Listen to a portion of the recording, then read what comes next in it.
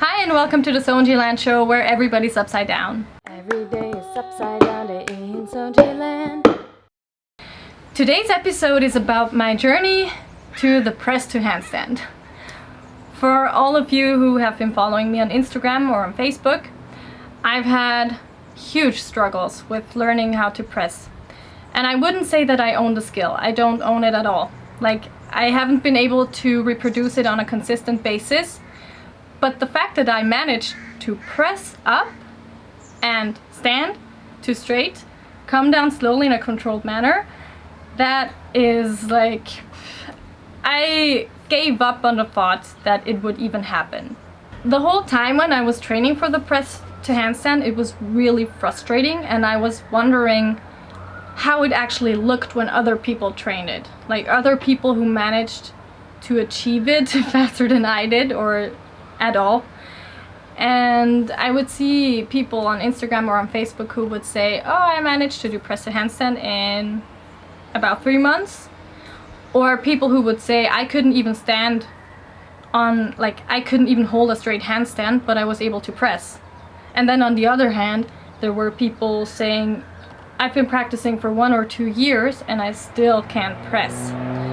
So I thought it might be interesting to see an example of what the training actually looked like in a case where I went from not being able to press at all, feeling that it was never going to be possible, to the point where I actually did it.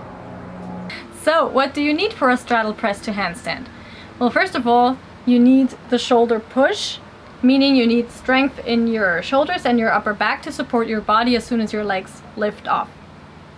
Then you need the compression strength to hold your legs tight to your upper body as much as possible, and which has also to do with your mobility, of course. And then you need the understanding of the actual movement. So it's the coordination that you need. I was really lucky with the mobility aspect of the press because I had worked on it for years and I already had the prerequisitions. That's why it also bothered me when people kept saying that it's a mobility thing. It doesn't really cost any strength, you just need the mobility. That's not true. You need shoulders and upper back. Anyway, that was exactly what I was missing. I wasn't able to hold up my shoulder position and the push in my deepest tuck, basically, or in my deepest straddle. My shoulders would completely collapse and I wouldn't be able to hold myself up. When you look at this video of me doing a tuck from January, you can see that my shoulder position and push isn't very stable. As soon as my legs lower down, I need to arch my back in order to cope with the pressure, because my shoulders and traps don't provide a strong enough base. My ribs are sticking out, and this way I'm not able to lower my legs very far.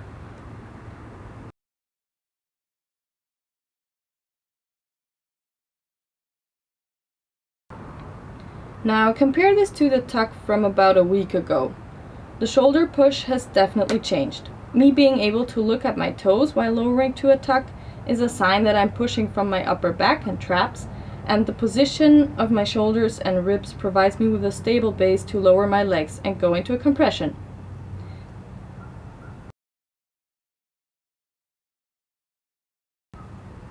It's the exact same thing in a straddle. Only in tuck it's more visible because the tuck puts more pressure on the shoulders compared to the straddle. So compare my line and how low my legs are going in this video from February to the one from the beginning of August. In the second video you can definitely see that my shoulder push has improved, my line is much better, and as a consequence I can lower my legs much lower than before. For me it was crucial to improve both my shoulder and ribcage positioning and my shoulder push to get near to a press. So this is what we mainly focused on. Of course, Ulrich did the main programming and we did a lot of tucks, a lot of tuck holds, straddle negatives, and also full range of motion straddle negatives where I would go down to the lowest point and then go back up to straight and then do a slow straddle negative back down. Those were actually the exercises I did in every single session.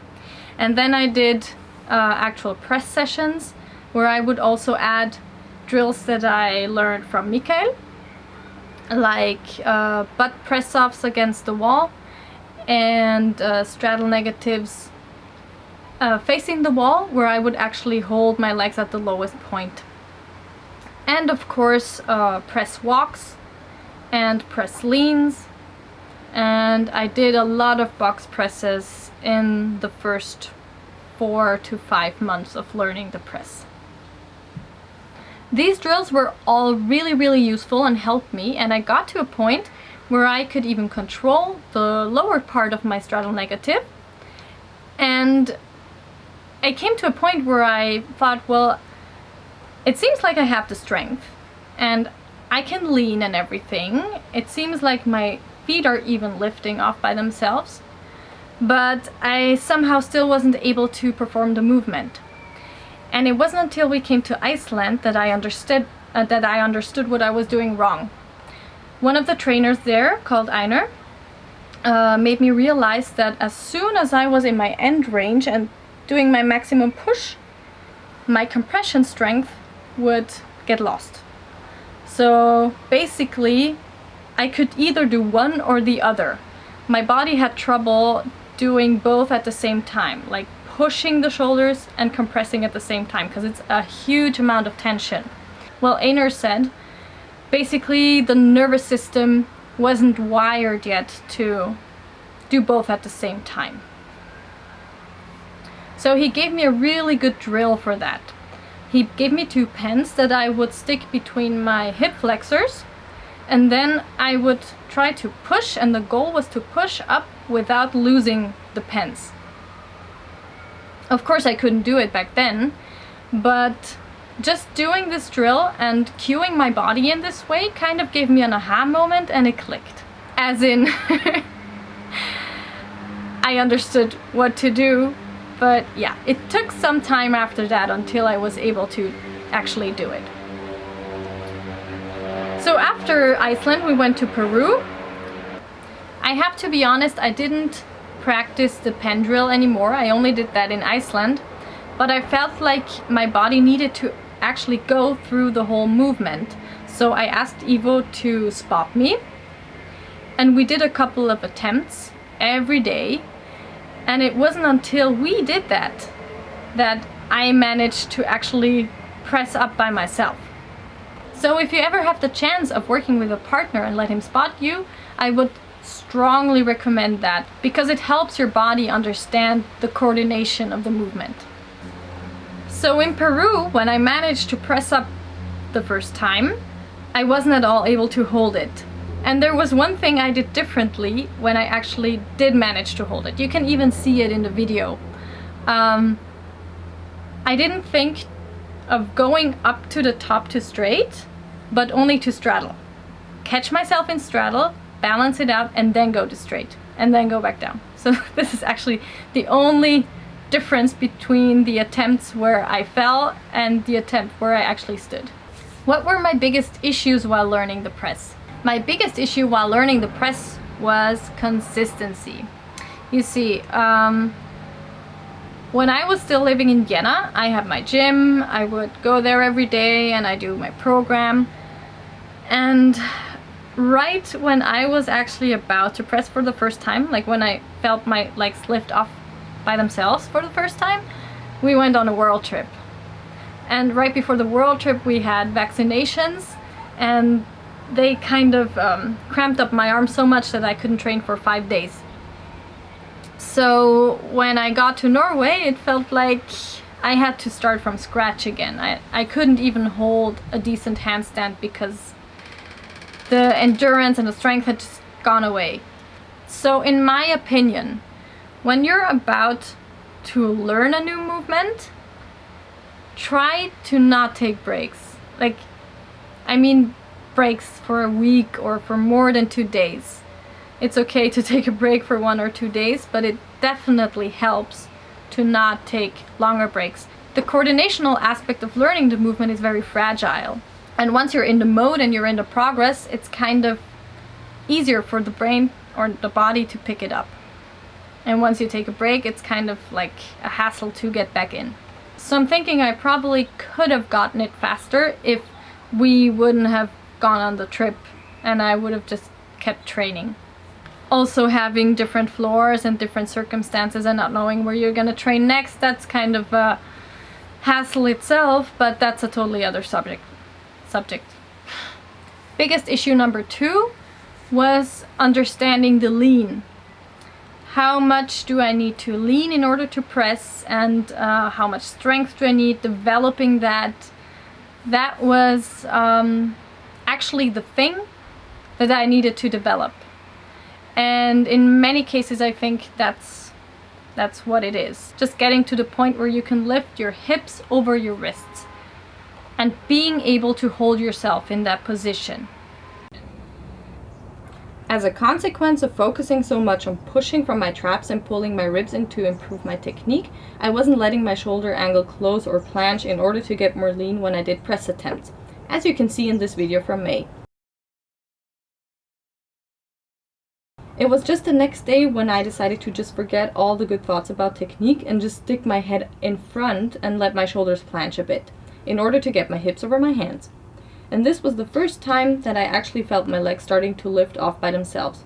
Even though it doesn't look like I'm planching here, it totally felt like it for me, because I was always trying to avoid that move.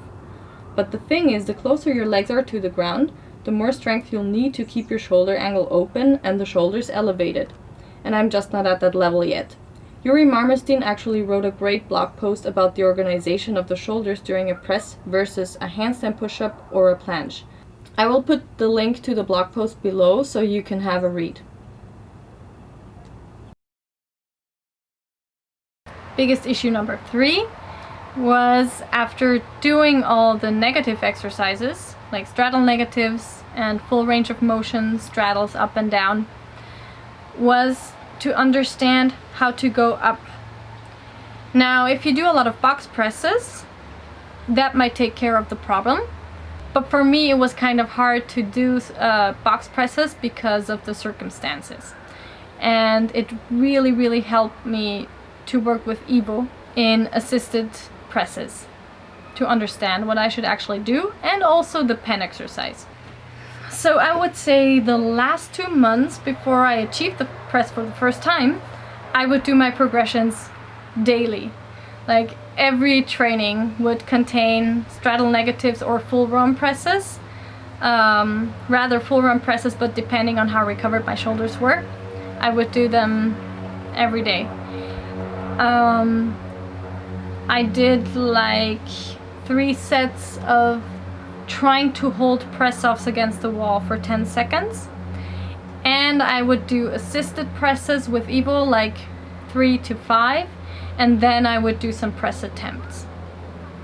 And that's pretty much what I did at the end. And I put all of my focus on the press. So this was the evolution of my press, and I hope that in a few weeks I might be able to show you some nice and clean ones on a consistent basis. And I do hope that my journey and my insights help you to hang in there and keep working for that press, because I know you will get it. Just keep practicing, try to understand what you need to do, try to understand where your biggest issues are or your biggest limitations, and just focus on that. Thank you so much for watching. If you like this video, give it a thumbs up, come on over to handstanddiary.com and subscribe to the newsletter. And I'll see you next Monday. Keep it playful. The world is your playground, so just do what... just do whatever you love. I'll see you next Monday on the Socialland Show!